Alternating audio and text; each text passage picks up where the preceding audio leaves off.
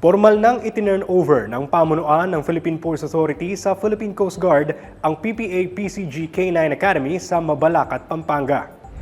Ang K9 Academy na ito ay sinasabing first of its size and capability sa Southeast Asia pagdating sa pagsasanay sa mga K9 working dog. Miyerkules, November 20 nang magtipon sa K9 Training Academy ng PPA at PCG ang mga opisyal ng dalawang ahensya, kabilang na si PPA General Manager Jay Santiago para sa isinagawang turnover ceremony. Minarkahan ang seremonya na ito ang pagsisimula ng pangangasiwa ng PCG sa pasilidad na pinondohan ng PPA. Sa kanyang talumpati, ipinaliwanag ni GM Santiago ang dahilan sa likod ng pagtatayo sa K9 Academy. Ang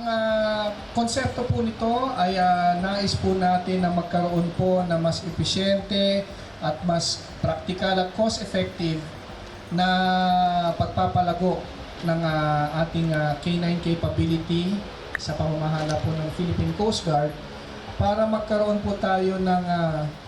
isang uniform, isang standard, isang panuntunan para magkaroon ng dekalidad na serbisyo po sa larangan ng K9 services sa buong bansa para masigurado po ang seguridad hindi lamang po ng ating mga pasilidad kundi po pati yung seguridad po ng ating mga kababayan. Dagdag pa ni Santiago, layunin ng K9 Academy na ito na makapagsanay ng K9 working dogs ang PCG hindi lamang para sa kanilang ahensya kundi para magamit din ng iba pang mga ahensya ng gobyerno. With the ultimate intention na ang PCG K9 Command will be the primary and a premier provider of K9 services and K9 security sa buong Pilipinas. At dahil po dyan, sa mga darating pong buwan at taon, patuloy po at ipupuntar na natin ang pagtutulungan po pareho ng PCG at ng PPA para sa mga programa na tutupad po doon sa intensyon ng pagkakasunduan ng PPA at PCG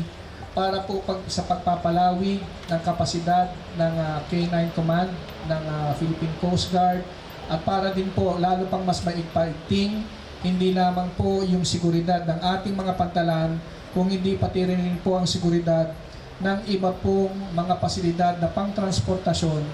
ng ating bayan. Bilang tugon, nagpasalamat si PCG Commandant Admiral Ron Hill Gavan kay GM Santiago at sinabing dahil sa pagpapatayo ng K9 Academy, maaaring maging isang K9 authority na sa bansa ang PCG na makapagbibigay ng K9 services sa iba pang mga ahensya ng gobyerno na mas mura kumpara sa pagkuha ng mga ito ng third party at pribadong K9 handlers.